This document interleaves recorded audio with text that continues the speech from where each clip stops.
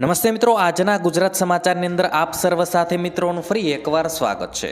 તો આજના સમાચાર વિશે વાત કરું તે પહેલાં તમને જણાવી દઉં કે વિડીયો ખૂબ જ અગત્યનો છે અને આજના સમાચારની અંદર ખેડૂત ઉપયોગી સમાચારો વિશે વાત કરેલી છે। તો વિડીયોને છેલ્લે સુધી જોતા રહેજો અને ચેનલને હજુ સુધી સબસ્ક્રાઇબ ના કરી હોય તો તે પણ કરી લેજો। તો મિત્રો વાત કરીએ આજના પ્રથમ સમાચારને લઈને। તો ડોક્ટરો ફાર્મા કંપનીઓ પાસેથી ભેટ લઈ શકશે નહીં। કેન્દ્ર સરકારે ફાર્મા કંપનીઓ અને ડોક્ટરો માટે માર્ગદર્શિકા જાહેર કરી છે। માર્ગદર્શિકા અનુસાર ફાર્માસ્યુટિકલ કંપનીઓ દવાઓના માર્કેટિંગના નામે કોઈપણ ડોક્ટરને સામાન અથવા પૈસા ભેટમાં નહીં આપે। આ સાથે સેમિનાર કે વર્કશોપના નામે કંપનીઓના ખર્ચે ડોક્ટરો મોંઘી હોટલ કે વિદેશમાં જઈ શકશે નહીં। જોકે કોઈ ડોક્ટર સેમિનારમાં વક્તા હશે તો તેને છૂટ મળશે। ત્યારબાદ મિત્રો મહત્વપૂર્ણ સમાચાર વિશે આગળ વાત કરીએ તો ગોંડલ યાર્ડમાં ધાણાની પુષ્કળ આવક। રાજકોટનું ગોંડલ માર્કેટિંગ યાર્ડ ધાણાની પુષ્કળ આવકથી ઉભરાયું છે। 1.5 લાખથી વધુ ગુણીની આવક થઈ હતી। યાર્ડ બહાર 5 કિલોમીટર સુધીની લાંબી લાઈનો જોવા મળી હતી। ધાણાના પ્રતિમણ ₹1056 થી 2176 અને ધાણીના 1150 થી 3250 સુધી ભાવ મળ્યા હતા। એપીએમસી ચેરમેનના જણાવ્યા અનુસાર મોટી કંપનીઓ યાર્ડમાં ખરીદી કરવા આવતી હોવાથી ભાવ સારો મળી રહ્યો છે। સારા ભાવને કારણે ખેડૂતોમાં આનંદની લાગણી જોવા મળી હતી। ત્યારબાદ મિત્રો મહત્વપૂર્ણ સમાચાર વિશે આગળ વાત કરીએ તો હવે ગરમીમાં વધારો થતો જોવા મળશે। આગામી 5 દિવસ ગરમીનો પારો વધવાની હવામાન વિભાગે આગાહી કરી છે।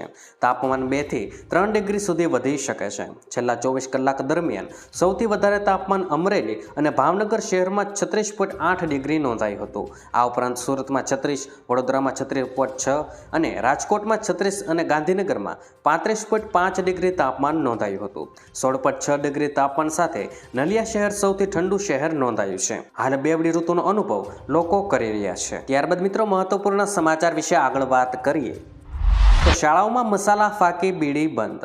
શાળાઓમાં પાન મસાલા ખાતા શિક્ષકો સામે પગલાં લેવામાં આવશે। શિક્ષણ વિભાગે દરેક જિલ્લા શિક્ષણાધિકારીને પત્ર લખીને સૂચના આપી છે।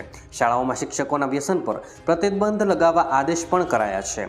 શાળાઓમાં વ્યસન કરતા શિક્ષકો સામે પગલાં લેવા સૂચના પણ આપવામાં આવી છે। ત્યારબાદ મિત્રો મહત્વપૂર્ણ સમાચાર વિશે આગળ વાત કરીએ તો પરીક્ષામાં કાપલી કરશો કે નોટ મૂકશો તો થશે કાર્યવાહી। વૈદ નર્મદ દક્ષિણ ગુજરાત યુનિવર્સિટીમાં આગામી પરીક્ષામાં હવે કોઈ વિદ્યાર્થી ગેરકાયદેસર વસ્તુ મૂકશે તો કાર્યવાહી થશે। ઉત્તર વહીમાં ચલણી નોટો મૂકશે તો ₹2500 પેનલ્ટી અને 6 મહિના સુધી કોઈપણ પરીક્ષાનો લાભ મળશે નહીં।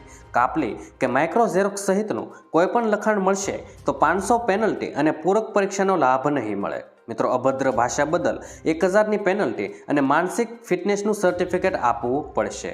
ત્યારબાદ મિત્રો મહત્વપૂર્ણ સમાચાર વિશે આગળ વાત કરીએ તો એસઓયુ ટિકિટમાં મળશે હવે 50%ની રાહત।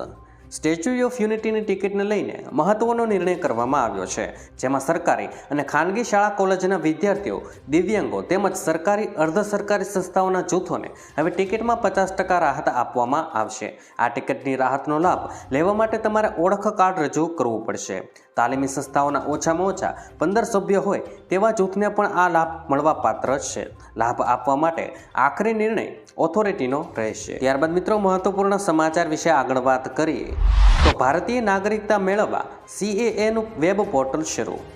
દેશભરમાં CAA લાગુ થઈ ગઈ છે। હવે ભારતીય નાગરિકતા મેળવવા કેન્દ્ર સરકારે પોર્ટલ લોન્ચ કર્યું છે। સરકાર આ website Indian citizenship online.nic.in portal શરૂ કરી આગામી સમયમાં સરકાર મોબાઈલ એપ પણ લોન્ચ કરશે। 6 લઘુમતીઓ નાગરિકતા મેળવવા માટે અરજી કરી શકશે। ત્યારબાદ મિત્રો મહત્વપૂર્ણ સમાચાર વિશે આગળ વાત કરીએ તો પોલીસ ભરતીને લઈને મોટી જાહેરાત। ગુજરાત પોલીસ ભરતીને લઈને મોટી જાહેરાત કરાઈ છે।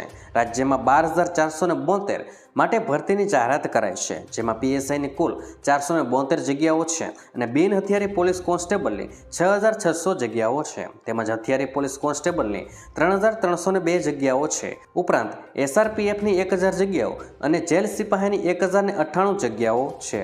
મિત્રો ગુજરાત પોલીસ ભરતી અંતર્ગત આગામી સમયમાં 12472 ખાલી જગ્યાઓ માટે ભરતી થનાર છે। આ ભરતીને લઈ અરજી કરવા અંગેની માહિતી અને અપડેટ સામે આવ્યું છે। IPS હસમુખ પટેલના જણાવ્યા અનુસાર આગામી 4 એપ્રિલથી 30 એપ્રિલ સુધી તમે ઓનલાઈન અરજી કરી શકશો। ઉમેદવારની લાયકાત મુજબ કોન્સ્ટેબલ માટે ધોરણ 12 અને PSI માટે ગ્રેજ્યુએટની ડિગ્રી હોવી જોઈએ। ત્યારબાદ મિત્રો મહત્વપૂર્ણ સમાચાર વિશે આગળ વાત કરીએ તો ખેડૂતોને સહાય માટે બાગાયતી યોજના અંતર્ગત વિવિધ ઘટકોમાં ફોર્મ ભરવાના શરૂ. સરકારે ખેડૂતોના હિતમાં એક સારો નિર્ણય કર્યો છે. આગામી સમયમાં ખેડૂતોને બાગાયતી ખેતીલક્ષી યોજનાઓનો લાભ મળે તે માટે સરકારે નિર્ણય કર્યો છે. ખેડૂતો હવે આઈ ખેડૂત પોર્ટલ પર તારીખ 11 મે 2024 સુધી અરજી કરી શકશે. ખેડૂતોને બાગાયત ખેતીની વિવિધ સહાયલક્ષી યોજનાઓનો લાભ લેવા માટે આઈ ખેડૂત પોર્ટલ પર અરજી કરવાની રહેશે. જો તમે પણ ખેડૂતો હો તો યોજનાનો લાભ મેળવી શકો છો. મિત્રો, આ માહિતી ખૂબ જ કામની અને ઉપયોગી છે, તો મિત્રો તેને શેર કરવાનું ભૂલતા નહીં. ત્યારબાદ મિત્રો મહત્વપૂર્ણ સમાચાર વિશે આગળ વાત કરીએ તો ફ્યુલ સરચાર્જમાં ઘટાડો.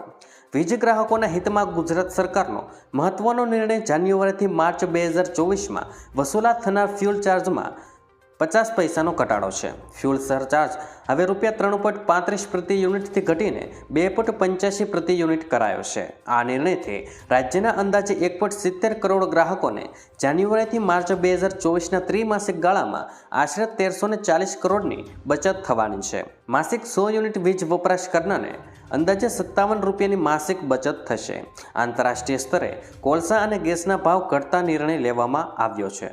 તો મિત્રો, આજના દરેક સમાચાર અહીં કામના પૂર્ણ થાય છે. આપને કહેવા લાગ્યા એ કોમેન્ટ બોક્સમાં જણાવી દેજો. અને વિડીયો કામનો લાગ્યો હોય, સમાચાર ઉપયોગી લાગ્યા હોય તો મિત્રો આ વિડીયોને એક લાઇક કરી દેજો, જેથી કરીને અમને પ્રોત્સાહન મળતું રહે અને દરરોજના ખેડૂતને લગતા, હવામાનને લગતા અને ગુજરાતમાં પળે પળના સમાચાર મેળવવા માટે ગુજરાતની આ ચેનલ તાતની વાતને સબસ્ક્રાઇબ કરી લેજો, જેથી કરીને ગુજરાતની દરેક અપડેટ્સ તમને મળતી રહે. તો મિત્રો, હું મળીશ તમને આવતીકાલે નવા સમાચારો સાથે અને નવી માહિતી સાથે. ત્યાં સુધી મિત્રો મને રજા આપશો. ધન્યવાદ.